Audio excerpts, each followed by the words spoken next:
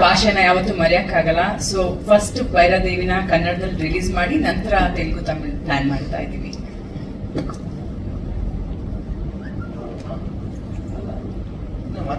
ಹಾ ಅಲ್ಲ, ನೀವು ಕೇಳಿದಕ್ಕೆ ಅಲ್ಲ ಆತರ ಅಲ್ಲ, ನಾವು ಬಹಳ ಮಾತಾಡಿದೀವಿ. ಈಗ ನಮ್ಮ ರಂಗಣ್ಣ ಫಸ್ಟ್ ಟೈಮ್ ಕಾಣಿಸ್ಕೊತಾ ಇರೋದು, ನಮ್ಮ ಮಾಸ್ಟರ್ ಫಸ್ಟ್ ಟೈಮ್ ಕಾಣಿಸ್ಕೊತಾ ಇದ್ದಾರೆ.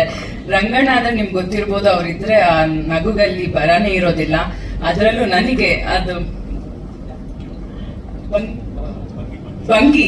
ಭಂಗಿ ಸೇರೋದು ಹೇಳ್ಕೊಟ್ಟು ಗುರುಗಳವರು ನನಗೆ.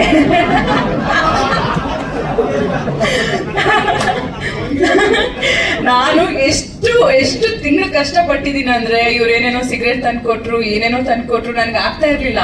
ಬಟ್ ಇವ್ರು ಹೇಳ್ಕೊಟ್ಟಿದ್ ಒಂದು ಸ್ಟೈಲು, ಆ ಶಾರ್ಟ್ ನೀವು ನೋಡ್ಬೋದು ಸಿನಿಮಾದಲ್ಲಿ.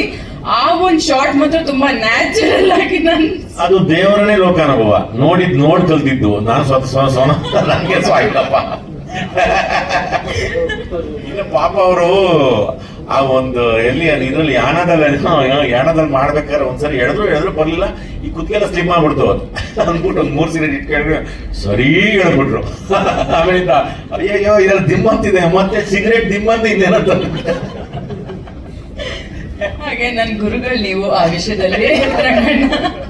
ಇನ್ನು ನಮ್ಮ ಮಾಸ್ಟ್ರು ನನಗೆಲ್ಲೋ ಅವ್ರ ಬಗ್ಗೆ ಹೇಳ್ಕೊಳಕ್ಕೆ ನನಗೆ ಅವಕಾಶ ಸಿಕ್ಕಿರ್ಲಿಲ್ಲ. ಫಸ್ಟ್ ಟೈಮ್ ಸಿನಿಮಾದಲ್ಲಿ ನಾನು ಆಕ್ಷನ್ ಮಾಡಿರೋದು. ಪಾಪ ಅವ್ರು ನನಗೆ ಬಹಳಷ್ಟು ರಿಹರ್ಸಲ್ ಕೊಡುವಾಗ ಹೇಳಿದ್ರು ನನಗೆ, ದಯವಿಟ್ಟು ನೀವೊಬ್ಬರೇ ರಿಹರ್ಸಲ್ ಮಾಡಕ್ ಹೋಗ್ಬೇಡಿ, ನಾನು ಅಸಿಸ್ಟೆಂಟ್ ಅನ್ನ ಕಳಿಸ್ತೀನಿ, ಇಲ್ಲ ನಾನ್ ಬರ್ತೀನಿ ಅಂತ.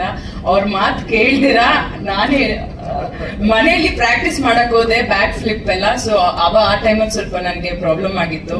ಸ್ವಲ್ಪ ಮಾಸ್ಟರ್ ಕೈಯಲ್ಲಿ ಬಯಸ್ಕೊಂಡೆ ಅನ್ಕೋತೀನಿ. ಆ ಟೈಮಲ್ಲಿ ತುಂಬಾ ಬೈದ್ರೆ, ಯಾಕಂದ್ರೆ ಶೂಟಿಂಗ್ ಪೋಸ್ಟ್ಪೋನ್ ಆಯ್ತು ನಮ್ದು ಒಂದು 20 ಡೇಸ್, ಮತ್ತೆ ನಾವು ಮುಂದೆ ಹೋದ್ವಿ. ಸೊ ಈ ತರ ಬಹಳಷ್ಟು ಅಡಚಣೆಗಳು ನಮ್ಮ ಸಿನಿಮಾಗೆ ಬಂದಿದೆ. ಇನ್ನು ಮಾಸ್ಟರ್ ತುಂಬಾ ಚೆನ್ನಾಗಿ ನನ್ನ ಹತ್ರ ಫೈಟ್ ಮಾಡಿಸಿದೀರಾ, ಥ್ಯಾಂಕ್ ಯು ಸೋ ಮಚ್ ನಿಮ್ಗೆ. ಇನ್ನು ನಮ್ಮ ಅನು ಅಕ್ಕ ನೋಡಿ, ಇವತ್ತು ಇವರೆಲ್ಲ ಇದ್ದಾರೆ, ಪಾಪ ನನಗೆ ಒಂದು ಲೇಡಿ ಅಂತ ನನ್ನ ಜೊತೆಲಿ ಇವರೇ ಸಾಥ್ ಕೊಡ್ತಾ ಇರೋದು. ಥ್ಯಾಂಕ್ ಯು ಸೋ ಮಚ್ ಅಕ್ಕ.